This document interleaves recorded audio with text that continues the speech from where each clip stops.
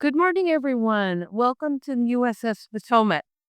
And I'm pleased to let you all know that this is the 30th anniversary of Potomac's restoration and um, her berthing here at Jack London Square. So this is a big year for Potomac, and it is also the 80th anniversary of the E Day and BJ Day, which were very important commemorations for the ending of World War II.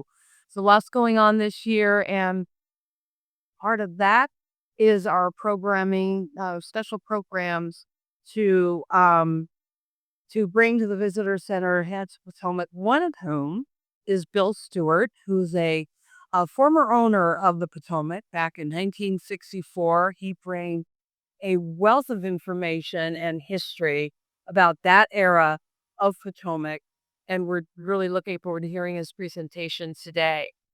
And Bill is a U.S. Army Air Corps and Air Force veteran. Do I have that right? Okay, in a sense. So we are very can join us today. So I'd like to introduce you all Bill Stewart, and he's going to tell us a incredible story about Potomac. Bill, welcome. Cousin, my mind. Hmm. Well, the this all started in Newport Beach, California. I had just been given a position in Hydro Capital, which was the corporation we formed to include two companies. One was Island Transportation from Newport Beach to Catalina. We had two boats to carry passengers to and from. And we had another boat in Long Beach. It's called the Avalon Navigation Company. And so we formed a corporation called Hydro Capital and included those two corporations, those subsidiaries. And so we were always looking for a boat that would be interesting for people to ride to Catalina. And one day we did get a call from a broker who knew that. And he said, I found a boat for you that would be perfect for carrying people to Catalina. Everybody would like to ride on it. It's FDR's presidential yacht. There's one problem. It's Sunken, Barbados. So we said, well, we'll take a look at it. So I sent two men down, men that I knew had known for a long time, who happened to be in Newport Beach because we were building at the time an aluminum hydrofoil boat, which would be the first hydrofoil ever certified to carry passengers for hire in the United States. And I'd called Bill Batley to come help us because we were having trouble welding the aluminum for this hydrofoil. And he was a man that I knew could do anything. And so he helped out with that problem. So when I found out about the Potomac, I sent Bill and Smitty, our chief engineer of the Catalina boats. I sent the two of them to Barbados to check it out. They got down there and the boat was in the Carini. Do you know what a Carini is? Well, in the days of large sailing craft, they would get barnacles, which would slow them down and would be necessary to scrape those off. The way they did that was to pull up to a beach, put some lines at the top of the mast, and literally pull the ship over on its side on the beach, exposing one side of it. And then it would go to scrape off the barnacles.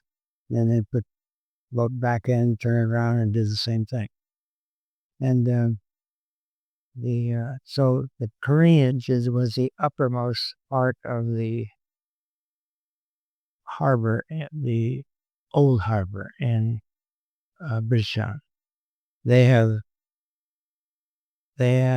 since while I was there, they were just opening the new harbor for deep water boats. But this was the original harbor, and the careenage was at the upper end of it, naturally, because they had to have a beach.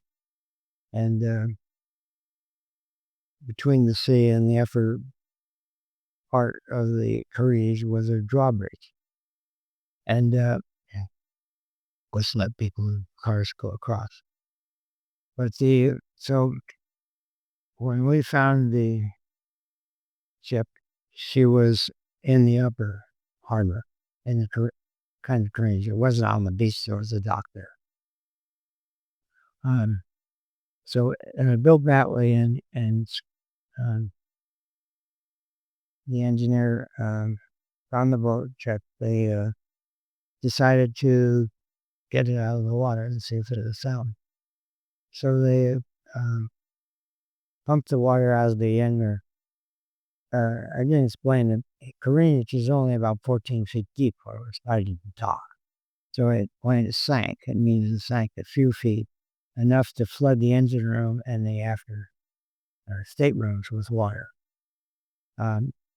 So when Bill got down there, they sent a diver down. They found the through hull fitting that had been opened to flood the engine room, which was probably done by a disgruntled sailor who hadn't been paid. Because when the boat was sold by the government to a man who was going to run passengers um, between various islands south, anywhere in the Caribbean. He wasn't successful and he kept working south, trying to make money. Finally ended up in Barbados. And when they got there, the captain quit and went to another boat, leaving the crew behind, unpaid. And so we think that somebody got mad and just fled his boat.